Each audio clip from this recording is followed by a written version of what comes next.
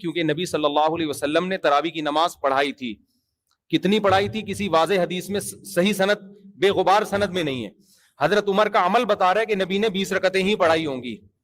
وجہ اس کی ہے کہ حضرت عمر بدعتی نہیں ہو سکتے, اپنی طرف سے کوئی نئی چیز ایجاد نہیں کر سکتے, سمجھتے ہو نا. تبھی صلی اللہ علیہ وسلم کا معمول اس بارے میں مختلف تھا. مصنف ابن ابی شیبہ نے یہ ایک روایت نقل کی ہے. حضرت ابن عباس رضی اللہ تعالی عنہ سے روایت ہے, وہ کہتے ہیں کہ نبی کریم صلی اللہ علیہ وسلم رمضان میں 20 رکعت تراویح ادا کیا کرتے. بعض لوگ اس غلطی میں مبتلا ہے کہ اللہ کے رسول کے زمانے میں تراویح 8 رکعت تھی اور حضرت عمر نے اپنے زمانے میں اس کو 20 کر دیا. ایسی کوئی بات نہیں ہے. اللہ کے رسول کے زمانے میں بھی 20 تھی, حضرت عمر نے بھی 20 ہی جاری رکھی. تو عمر فاروق رضی اللہ تعالیٰ عنہ کے تعلق سے مشہور ہے. لوگ کہتے ہیں کہ لوگ عمر فاروق کو نہیں مانتے ہیں, معطل. لوگ کہتے ہیں عمر فاروق کو نہیں مانتے ہیں. عمر فاروق نے کیا کیا؟ عمر فاروق رضی اللہ عنہ نے 20 رکعت پڑھوایا. یہ لوگ عمر فاروق کو نہیں مانتے, یہ 8 پڑھتے ہیں, لیکن یہ جھوٹ ہے. یہ کیا ہے؟ یہ جھوٹ ہے کہ عمر فاروق رضی اللہ تعالیٰ عنہ نے 20 رکعت پڑھایا. عمر فاروق سے جو صحیح سند سے ثابت ہے وہ کتنا ہے؟ وہ 8 رکعت ہے. میں آپ کے سامنے پڑھتا ہوں معطل. یہ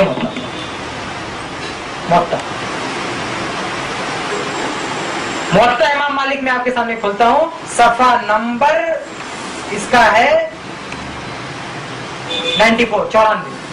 سند ہے اب مالک محمد بن یوسف عن السائب بن یزید انه قال امر عمر بن الخطاب ابی بن کعب وتمیم الداریہ ان یقوم للناس ب11 رکعتا. کہتے ہیں کہ سند بھی ذرا نوٹ کیجیے گا. سند امام مالک فرماتے ہیں کہ محمد بن یوسف سے مروی ہے.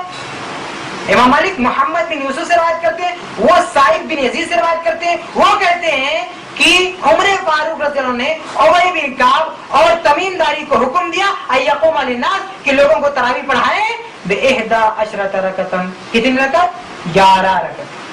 تو عمر فاروق نے جو لاگو کیا تھا جماعت میں کتنی رکعت؟ 11 رکعت. یہ موطا کی حدیث بالکل صحیح ہے. اور کس طرح صحیح ہے؟ بخاری مسلم کے لیے بھی کی. کیونکہ میں نے جو نام گرا ہے نا, اس کی سند میں جو لوگ ہیں, پہلے کون ہے؟ پہلے تو مالک, امام مالک کی کتاب ہے. امام مالک کس سے سنا ہے؟ محمد بن یوسف سے. وہ کس سے سنا ہے؟ سائب بن یزید سے. وہ عمر فاروق کا عمل رپورٹ کر رہے ہیں. یہ جو سند ہے ٹھیک اسی سند سے بخاری میں کئی حدیث موجود ہے. یہ صرف بخاری کے راوی نہیں ہے بلکہ اسی لائن سے بخاری میں کئی حدیث آئی ہے. میں ایگزامپل دوں گا آپ کے سامنے. یہ میں بخاری بولتا ہوں, فتح الباری, اور حدیث نمبر اس کا کھولتا ہوں 1858. یہ فتح الباری ہے ہمارے پاس, جلد نمبر 4. فتح الباری صحیح بخاری جلد نمبر 4 اور صفحہ نمبر اس کا ہے 92. اب اس میں امام بخاری اپنے استاد سے نقل کرتے ہیں, اور وہ اپنے استاد سے, اور وہ محمد بن یوسف سے. یہاں پہ محمد بن یوسف, آگے کیا ہے؟ عن السائب بن یزید, آگے کیا ہے؟ عن السائب بن یزید قال. آگے حدیث شروع ہو رہی ہے. اگر اس میں کوئی گڑبڑی ہے تو بخاری کی حدیث پر کیا فیصلہ کرو گے؟ سند پہ کیا کرو گے تم؟ ضعیف ہے, ضعیف ہے تو بخاری میں کہاں سے آگے؟ ارے ابھی تو ہم نے ایک حدیث پڑھی ابن شیبہ کی, ہم نے کہا یہ راوی بخاری مسلم کے. ارے یہ تو راوی اسی ترتیب سے, وہی لائن اس میں موجود ہے.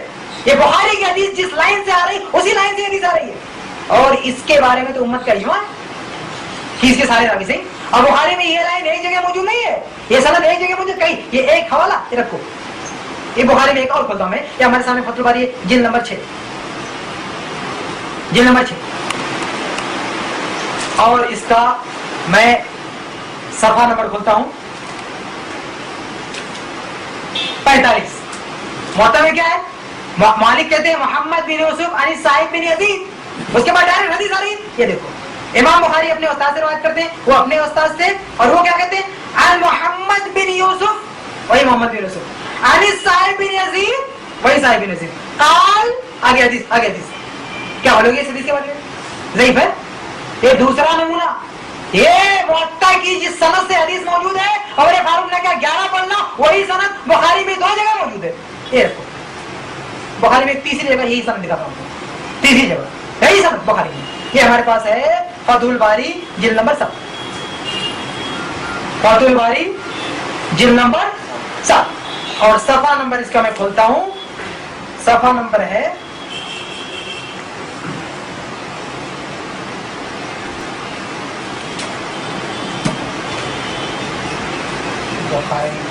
حدیث نمبر 4062، حدیث نمبر 4062 یہاں پہ حدیث نمبر 4062، یہ فتح الباری ہے، جلد نمبر ہے 7، صفحہ نمبر ہے 449، حدیث نمبر ہے 4062۔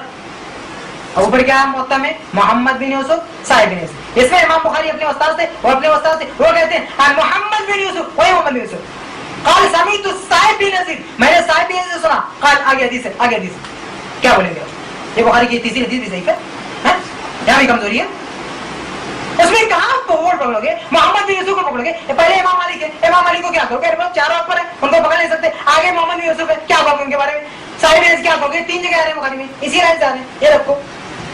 اور اسی سند سے ایک حدیث صحیح مسلم میں بھی ہے، اسی لائن سے صحیح مسلم میں بھی، یہاں سے میں دکھاتا ہوں آپ کو، یہ صحیح مسلم ہمارے سامنے انگریزی والی، جلد نمبر 3 ہے، اور میں صفحہ نمبر کھولتا ہوں، صفحہ نمبر ہے 39 اور حدیث نمبر ہے 1568۔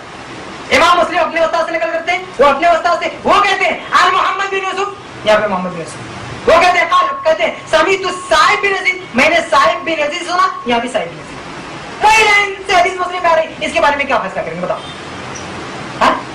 یہ جو 11 رکعت پڑھانے والی حدیث ہے کہ عمر فاروق نے موطا میں جو حدیث ہے کہ عمر فاروق نے 11 رکعت پڑھنے کا حکم دیا تھا، یہ عمر فاروق کی بات جس لائن اور جس سند سے ہم تک پہنچ رہی ہے، اسی لائن اسی سند سے بخاری مسلم میں روایتیں موجود ہیں۔ میں نے 4 دکھائے، 3 بخاری سے اور 1 مسلم سے۔ ارے ہم اگر کسی ابن ماجہ کی حدیث کو ضعیف بولتے ہیں تو کہتے ہیں یہ لوگ حدیث کو نہیں بولتے۔ اب بخاری مسلم کی حدیث کے بارے میں کیا فیصلہ ہوگا، سوچ سمجھ کے بولنا۔ اگر اس میں کیڑے نکالو گے کہ سند غلط ہے تو ہم آپ سے سوال کریں گے، یہی سند بخاری میں 3 جگہ، مسلم میں 1 جگہ موجود ہے، اس کے بارے میں آپ کا فیصلہ کیا ہے؟ یہ سند کی بات کر رہا ہوں۔ اور اگر راوی کو دیکھیں گے نا، راوی پتا نہیں کتنا ہے۔ محمد بن یوسف کو آپ دیکھو گے بخاری میں کتنی جگہ؟ بہت ہے۔ صاحب بن یزید کو دیکھیں گے بخاری میں کتنے، مسلم میں کہاں؟ بہت ہے۔ میں نے ہر جگہ سے نہیں نکالا، میں نے وہ 4 جگہ دکھائی ہے جہاں دونوں ایک ساتھ ہیں، جہاں دونوں اسی لائن میں، جس لائن میں موطا کی حدیث آ رہی ہے، ورنہ الگ الگ دونوں کو دکھاتے، موطا مسلم بخاری میں ہوتا ہے۔ تو پتہ کیا چلا، ایک موٹے ذہن والا بھی آدمی سمجھ سکتا ہے کہ جب بخاری مسلم میں اسی سند سے حدیث آ رہی، اسی سند سے موطا کی وہ حدیث ہے۔ اب لوگ کہتے ہیں موطا کی حدیث تو آپ کو نظر آ گئی، اسی موطا میں کہ میرے فاروق نے 20 رکعت پڑھنے کا حکم دیا۔ ارے بھائی وہ ضعیف ہے، آپ کوئی مائی کا لال دکھائے بخاری مسلم میں اس کے راویوں کو، کوئی دکھائے اس کے راویوں کو، اور اس میں اندر جو کمزوری جو انقطاع ہے وہ دکھائے کوئی۔ اس میں عمر فاروق کے بات ایسے صاحب نقل کر رہے ہیں جنہوں نے عمر فاروق کا زمانہ پایا ہی نہیں، لیکن ہم جو لائن پیش کر رہے ہیں اس لائن سے حدیث ہے بخاری مسلم ہے۔ تو پتہ کیا چلا، یہ جو 11 رکعت پڑھنے کا حکم دیا عمر فاروق نے، یہی صحیح اور حق ہے۔ اس طرح میں بہت حدیثیں پیش کی جا سکتی ہیں، لیکن میں اسی پر بس کرتا ہوں، لیکن ہماری دوسری سیڑھی دیکھنا نہ بھولیں۔ آخر میں اپنی بات ختم کرتے ہوئے ایک چیز اور پیش کر دوں۔ یہ بات ہوگی قرآن حدیث سے، تیسری چیز کیا دلیل کی بات ہو رہی تھی، تو حدیث سے یہ ثابت ہو گیا ہے کہ تراویح کتنی ہے؟ 8 رکعت ہے، 11 رکعت ہے۔ اب دیکھیں اجماع، تو عمر فاروق کے دور میں جو موطا سے ثابت ہوا کہ 8 رکعت پڑھی جاتی تھی، 11 رکعت پڑھی جاتی تھی وتر سمیت، اس کے خلاف ایک بھی صحیح حدیث موجود نہیں۔ پتہ کیا چلا، عمر فاروق کے دور میں اجماع تھا، اجماع بھی ہمارے پاس۔ اب اگر کوئی دعویٰ کرے نہیں عمر فاروق میں کوئی دوسرا بھی مسلک تھا، گروہ تھا، تو ثبوت پیش کرے۔ عمر فاروق کے دور میں رکعت تراویح کتنی رکعت پڑھی جاتی تھی، اس تعلق سے صحیح اور اتھینٹک بات صرف موطا میں اور بھی کتابوں میں، لیکن اتھینٹک بات صرف 11 پڑھی جاتی تھی، لیکن 11 سے ادھر ادھر ایسی کوئی بات موجود نہیں ہے، صحیح سند سے موجود نہیں، موجود ہے لیکن صحیح سند سے موجود نہیں۔